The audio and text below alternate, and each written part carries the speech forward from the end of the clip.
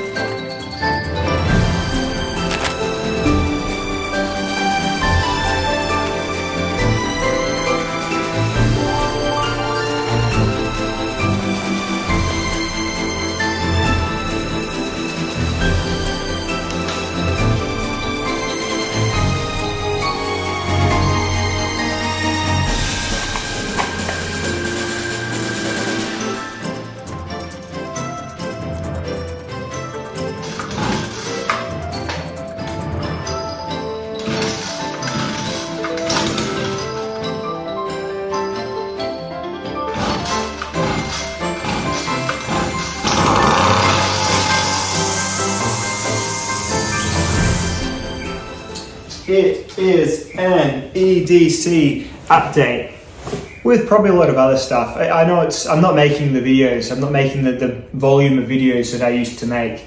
And I mean, I'm sorry about that, but then again, this is just kind of my hobby. And so I'm not really reliant on this to do anything more than just continue making things. So I'm not so stressed. I'm sorry if you would like to see me come up on your sub feed more often, but it's just not happening. And I figure when it's supposed to happen, it'll happen and I'll make something good. So we'll see what kind of video this is, eh? Strap yourselves in, boys and 3% girls. We're actually going to a sausage factory. So I've not been in love with the knife hobby super recently. I'm not sure why it is. It's probably a bunch of things. I might just be in a transitional phase. I might just be busying myself with other more pressing things that I have to do. So it's sort of, my brain is, quite sensibly prioritizing it down the queue a little bit. That being said, again, I've been busy on my block and busy with my family and just busy in general. The same business that we all have. But yeah, that's the largest part of it. And as well as that, there hasn't been a whole lot that's come out. It's sort of it's a self-fueling fire, really. Because I'm not really as into it, I'm not really paying attention as much perhaps, so I'm probably missing a few of the exciting things, but there's nothing that's really been grabbing me. And then again, there's been whenever I have sort of jumped back into it, there's just been like, was it Benchmade sending some nice scale maker a cease and desist to stop making scales for Benchmades. Like, fuck off. What a shit thing to do, or Leatherman making the holster that's just the Tale of Knives holster, but making Leatherman. Was it Hinderer sending a cease and desist to, it's all just got a bit kind of crummy. Is that just a sign of desperate times? Is that, I don't know, it just doesn't seem to be as much good news. And you know what, when you're time poor and you want to jump into a hobby, you want it to be full of good news, So I guess I'm steering myself. You know what never has bad news? You know what never will give you a skerrick of bad news? Onions. The cultivation and the harvest of onions will never let you down. Your onions will never send you a cease and desist to shallots, to stop using us in salads that we should be in, That'll never happen in onions, so why does it happen in knives, Because more people are involved, that's what it is. Anyway. So that being said, all this being said, I'm still into my gear and still into my things, and I'm going to go broad on this video, right? I'm going to go. This is EDC plus life plus a whole bunch of other stuff. So what's new? Okay, so fixed blade knives that I'm rocking around the block, right? You've seen my review of the DBK Bushcrafter, a very very fine knife. This one's all. No, Siri, I don't want to talk to you. No, go away. That is not a helpful feature. You see my Dutch bushcraft knife. This has been, heartily used and is continuing to get used. Still sharp. But for it's spring now and the cold weather is almost behind me. But this guy made me a heck of a lot of fires. This is Gary Creeley's bushcraft knife. This is a very, very traditional ground bushcraft knife. You look at it, it's very simple. It's a Scandinavian grind on about a 1/8 thick bit of bar stock, Magna cut, So that's not typical, is it? Hey, Magna Cut bushcraft knife. Not too many of us have one of those yet, do we? Grey G10 handles.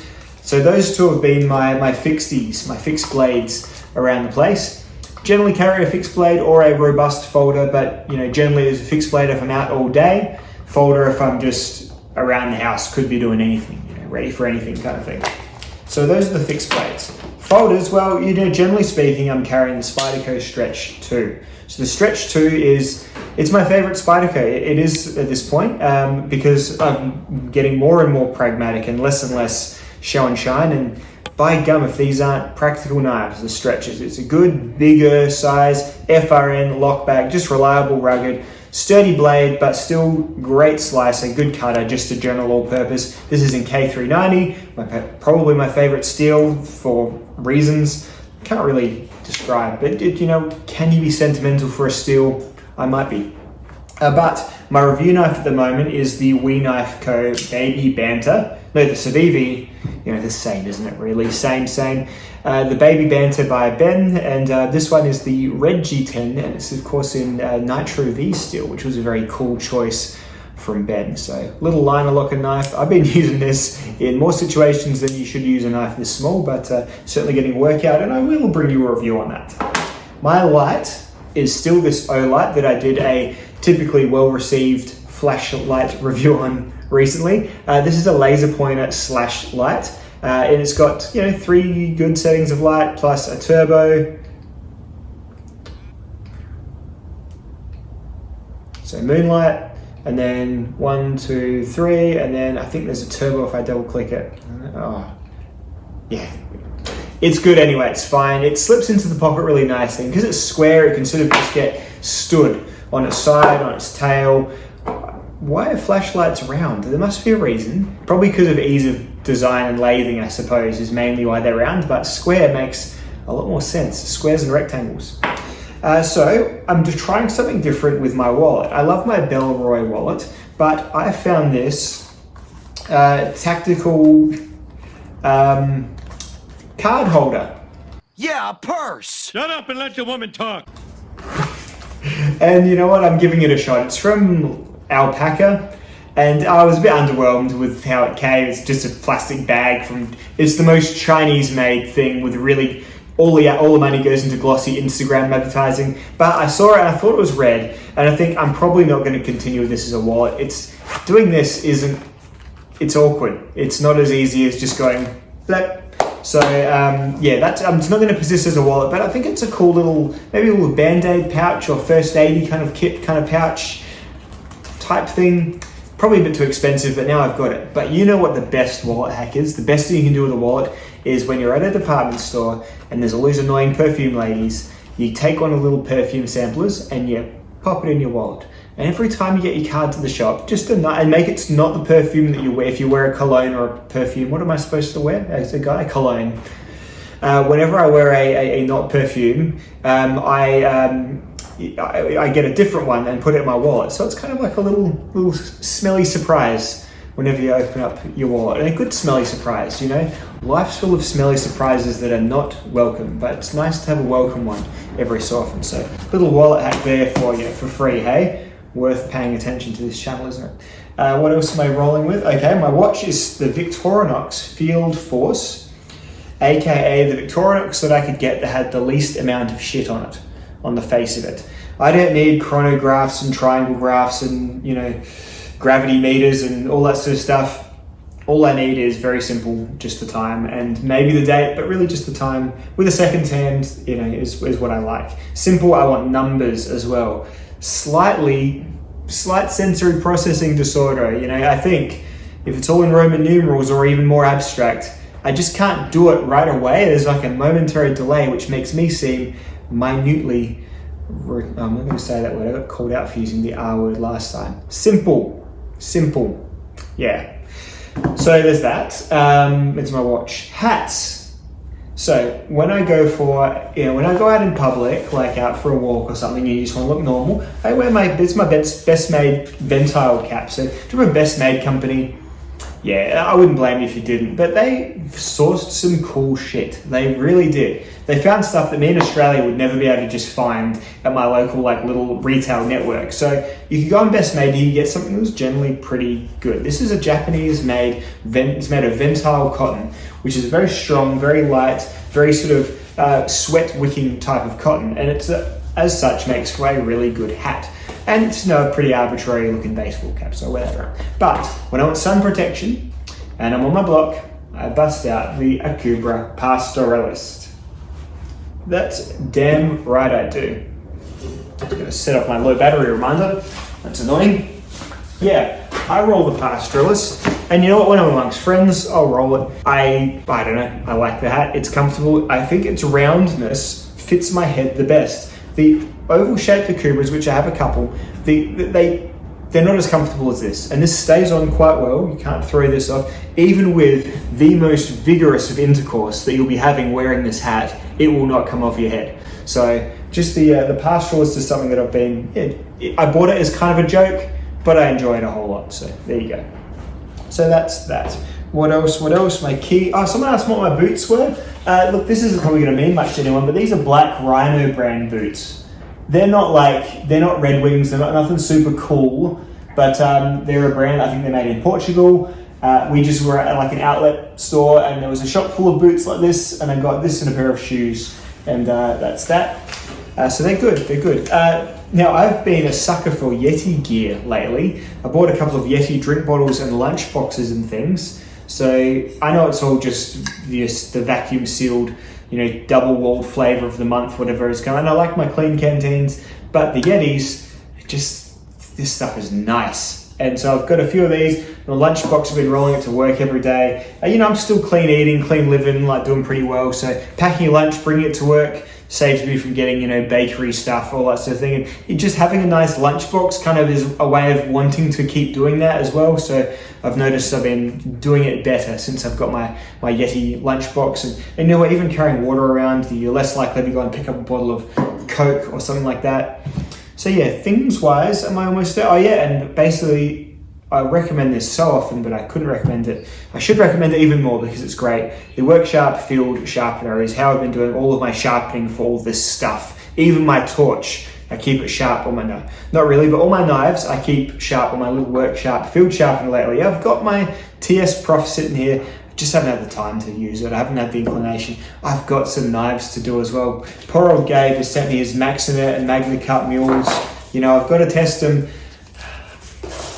This shall pass, this funk shall pass, and I'll get back to all of it, I'm sure.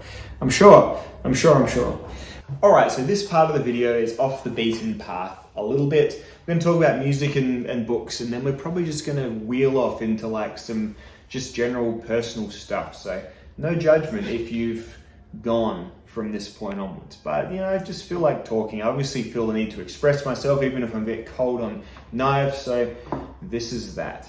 Right, so I've been listening to my favorite band. They finally released a new album, the Mars Volta.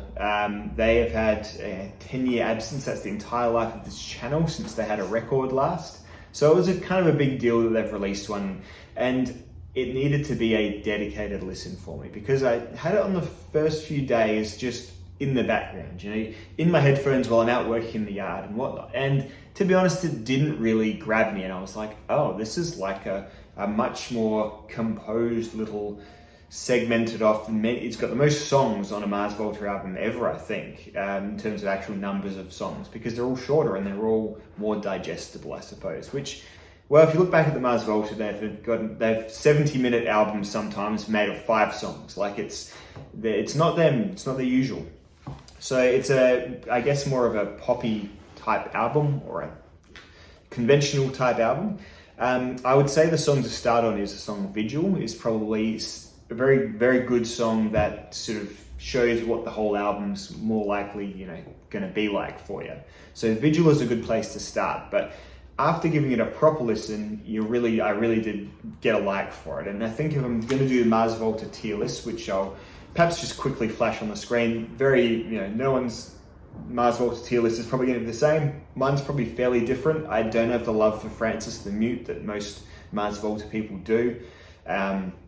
So yeah, it's probably a bit different, but it's definitely in the upper echelon of them now. I really like the direction, and it makes sense given what I know personally about the band and what specifically Cedric has gone through in the last 10 years.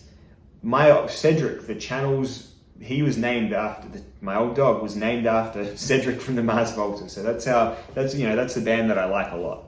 Anyway, so I've been listening to that a lot lately, and that's been really good. New Mars Volta self-titled album. Another album that I really suggest you listen to is the Killers album. The Killers, the Killers, like, Mr. Brightside and all that sort of thing. They have an album called, Pressure Machine. And this is something that completely came out of nowhere for me, and it is the most affecting listen. And it's about him growing up in, I think he grew up in, what's the Mormon state over there? I'm sorry, I can't. It's probably a really bad way. Oh, what's the one with Salt Lake City in it? Utah. He grew up in Utah, and so it's about living in suburban or sort of semi-rural even Utah, and just the things that happen. And this is the Killers, who I always just thought were dance pop. This is a really affecting album. You listen to it from start to finish, and it's got little vignettes of spoken bits in there, which is kind of a bit maybe arty for a lot of people. They might skip those, but the songs themselves are just about like kind of middle class despair, and my God, are they accurate. And it's just such an impressive album. So give that a listen as well. Anyway, music recommendations. I know it's like trying to force feed someone, so I'll stop, but that's where I'm at. So Pressure Machine by the Killers, Mars Volta self-titled, are the albums I've got a really high rotation at the moment. Oh, and Mitski's new album as well, but I promise I'll stop. Anyway, I've been reading books as well. So reading wise, I've got this new Berserk. This is the 11th volume of the deluxe edition, which is how I've chosen to digest Berserk. I know I could have it all done by now if I bought the paperbacks, but I like this. And this is number 11. I think they should be getting off the boat soon, if that means anything to you, if you're into Berserk. But otherwise, what is Berserk? It's a power fantasy Japanese graphic story. It's very graphic. It's got lots of violence. It's got lots of sexual violence. I would not say it's not tasteful even. It's artistic, I suppose. It's well executed, but it's a bit full on. But it's certainly, no one's jacking off to it. And if you are, stop it. Get some help.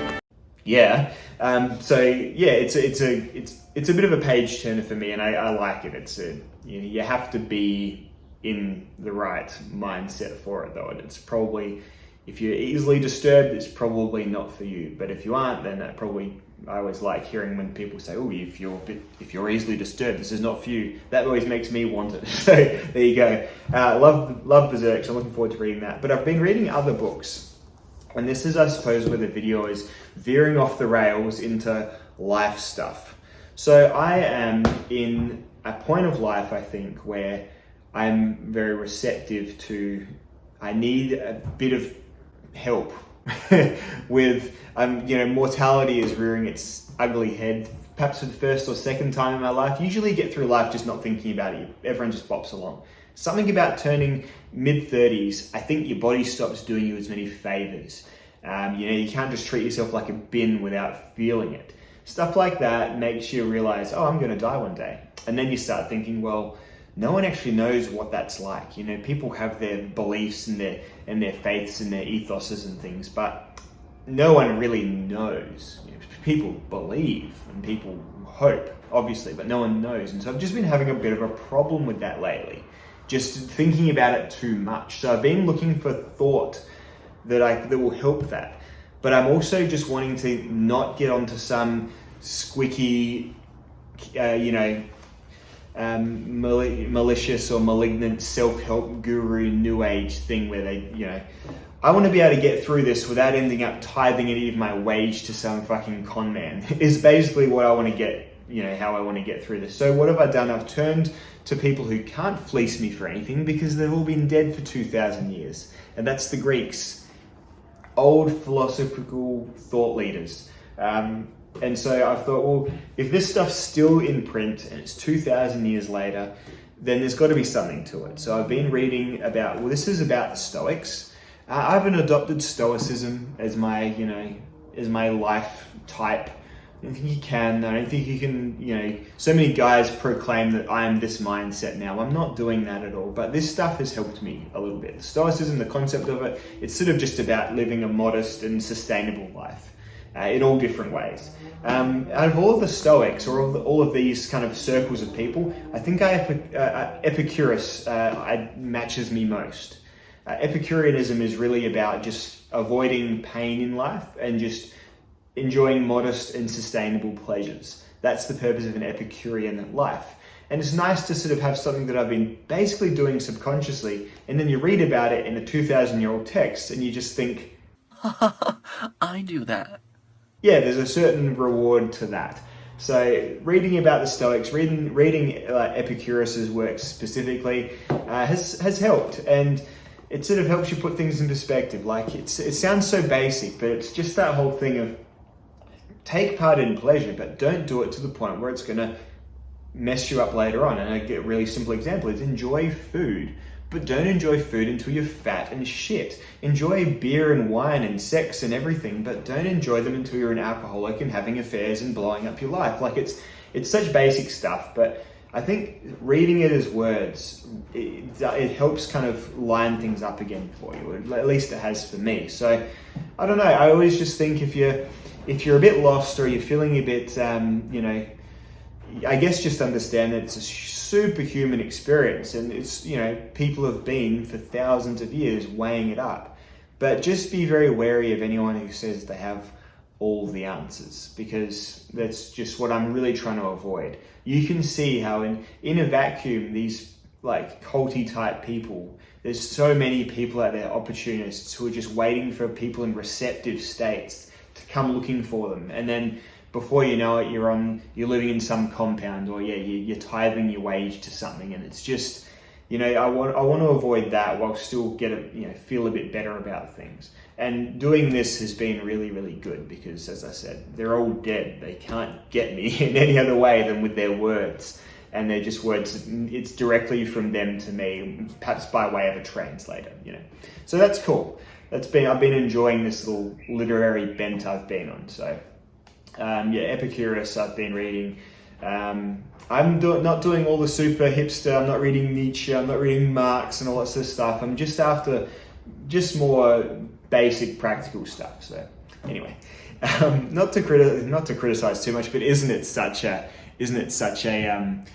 cliche being like a guy in his mid-30s who's reading philosophy? It's pretty fucking embarrassing, but there's maybe a reason for that as well. I remember when my parents got to about 45 or 50, they both kind of went on back then I think you'd go on new agey sort of bents, or you'd get into numerology, or you'd start reading about the Chinese New Year symbols and that sort of stuff. And it's obviously a human thing that we all go through, but it's interesting. I hope this is where mine stops, because frankly I think I'm far too cynical for any of the more wacky stuff. But anyway, just must be part of something that everyone goes through. And I'm sure all of my 45 to 55-year-old viewers are sort of chuckling at me a bit First time. At my little existential crisis, but there you go. It's helping. And I guess, and this is kind of segueing into more, I mentioned how this Epicureanism, I identify with it because I feel like it's what I do. Anyway, but you certainly can get some more advice and ideas from other people. And I hope, in this part of the video, this next probably 10 minutes or something, it's maybe where I can give you some either at least ideas or maybe appreciation. Because often I get in my comments, and it feels so weird because it's me and I'm just living a life. But I get people in my comments saying that they're jealous of my life. Oh, I want this guy's life. Because I guess, what do you say? My wife comes in my videos. She's lovely. I live in a nice house. I seem like I've got a big amount of space. I'm growing things. I've got these lovely dogs. I've got kids. Yeah, and the first thing you always need to remember is an outward-facing life on a social media platform is never the full story, of course. Of course, I have just as many moments of crushing despair and self-doubt as I'm sure most people do. As I said, I've had to the point where I'm reading bloody wanky stuff like this, right? So it's not all great, obviously all the time, but what I do acknowledge is that I do very much have a good life. And I guess, how did I get my good life is something that I think maybe a lot of people with a good life don't catch themselves and think about the things both organic and by choice that got them there. So I'm going to think out loud in this video and try and nail down what happened, what went right. Because so often we're thinking what went wrong, but it's important to think what went right, because then maybe you can bottle that and you can sell it and people can join your cult, and you can, for the low price of $55 a month, you too can see how it starts. But really, I think it's healthy to look at where you've come from and why you've got what you've got. And so I guess you look at me and the start of my story, and I'm going to say from the outset, this is 70% luck, at least. Luck is not a real thing, but it's also a very real thing. And it's chance. It's where you were placed on this orb is so important. And I was lucky enough to be placed in an Australian body, when my thetans flew out of the volcano.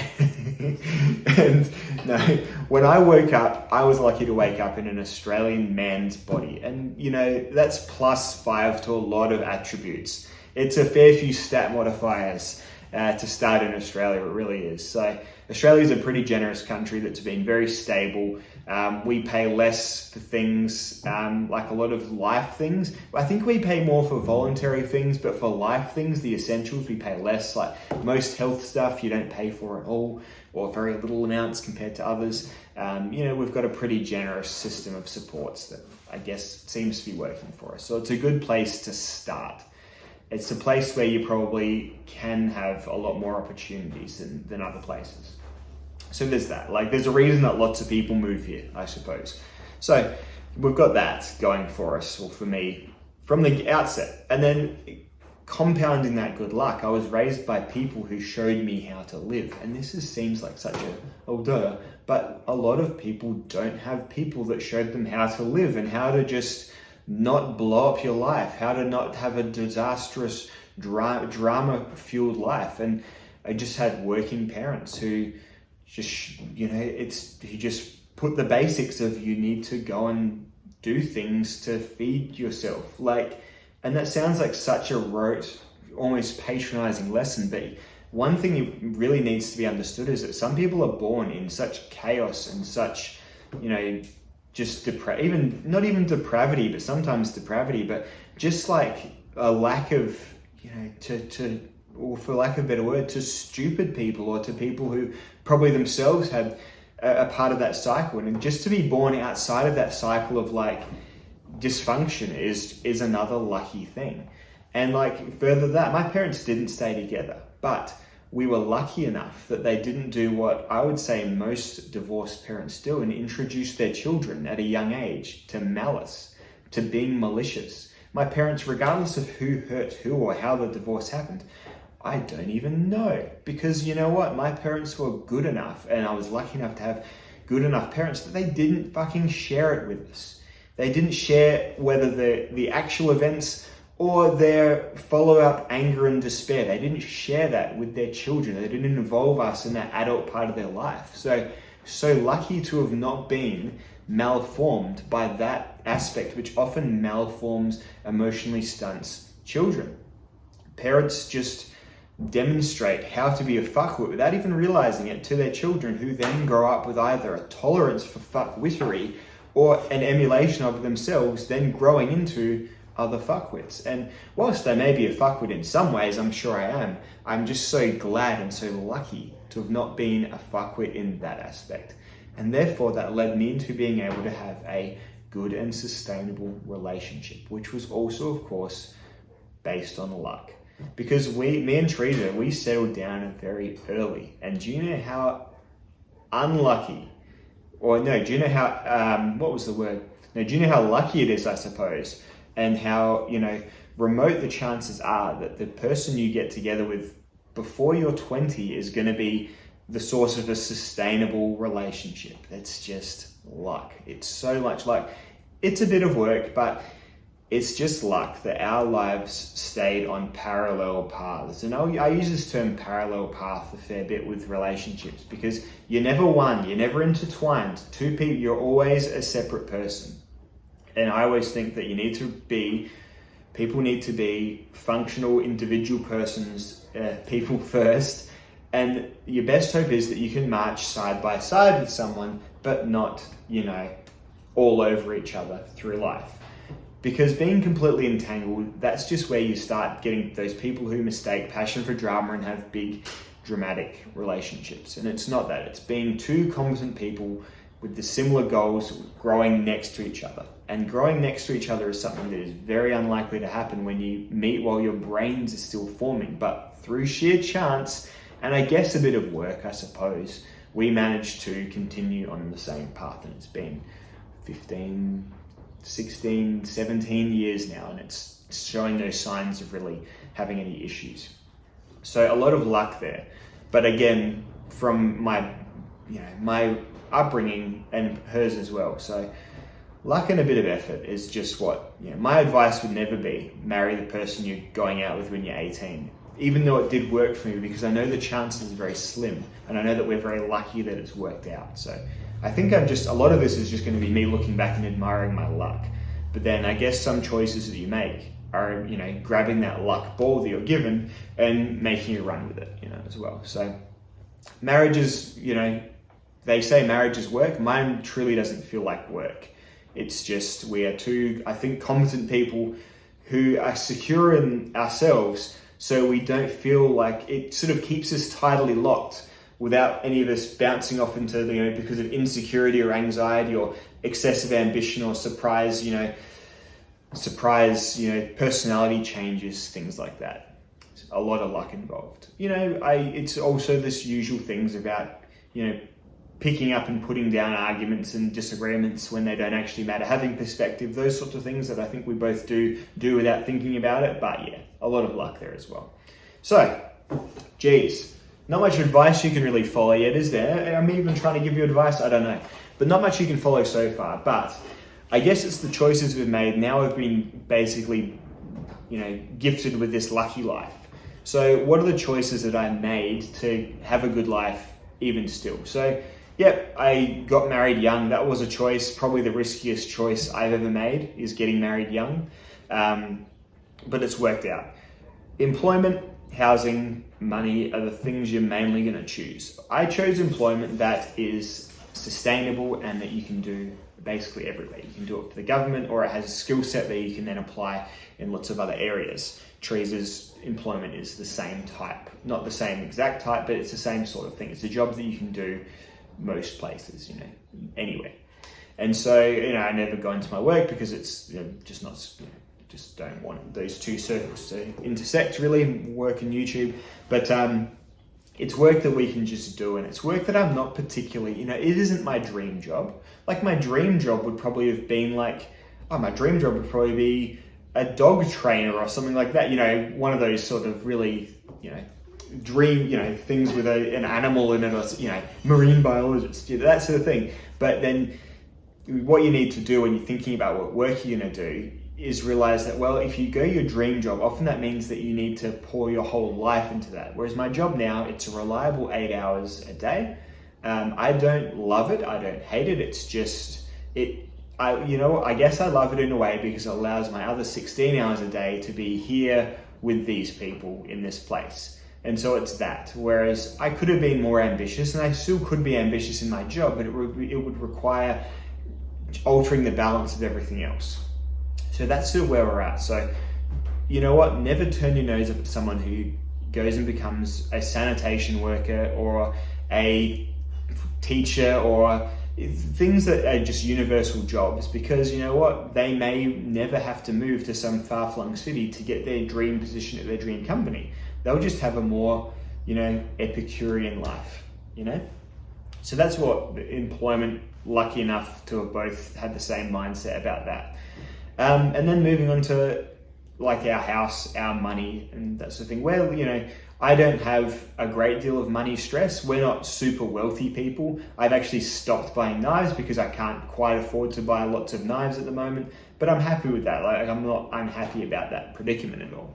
So there's that as well. The best advice I would ever give you, and the advice that I generally have taken with money, is that whenever you're offered something, just take 80% of it, not the whole amount.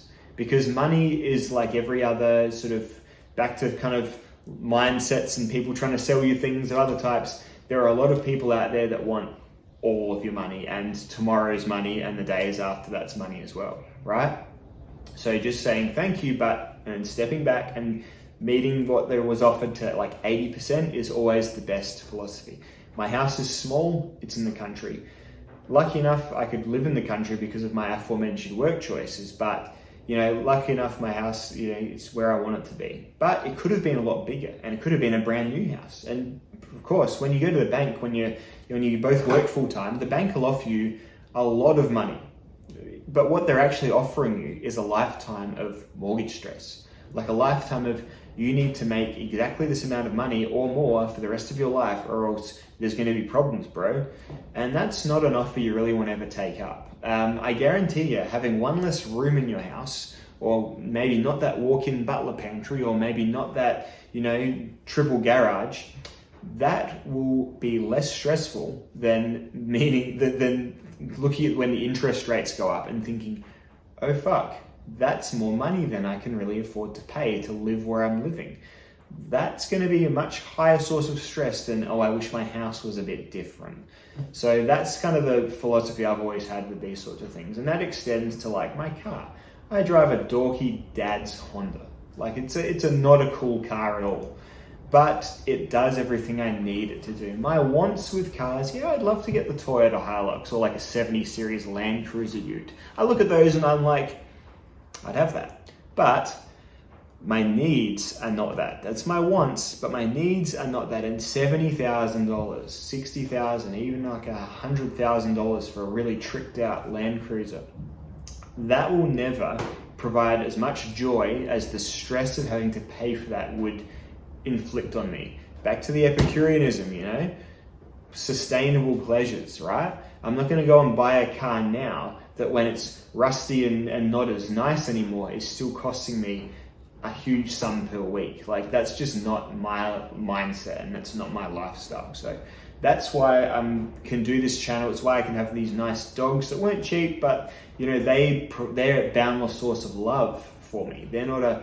metal object that I loved when I first got it and now I'm just used to, So it's just about those sorts of choices is how I've sort of got here, I guess. So the secret is it's mostly luck. It really is mostly luck. But then when you get given a lucky hand, which perhaps most of you watching this have had at least somewhat of a lucky hand, to be in a country, I guess, with good internet. So, there's always those children in Africa, isn't there? As it was always when I was ever being a spoiled shit when I was a kid, it was the children in Africa, whatever. But you're probably doing better than 70% of the world just by virtue that you're here watching YouTube and not, working in a salt mine somewhere. But it's just about taking the luck you've got given and then just making sensible, non-dramatic, non-passionate choices with that luck, I suppose, is it.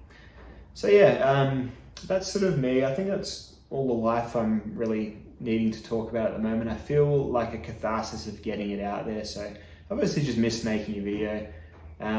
Thanks for watching.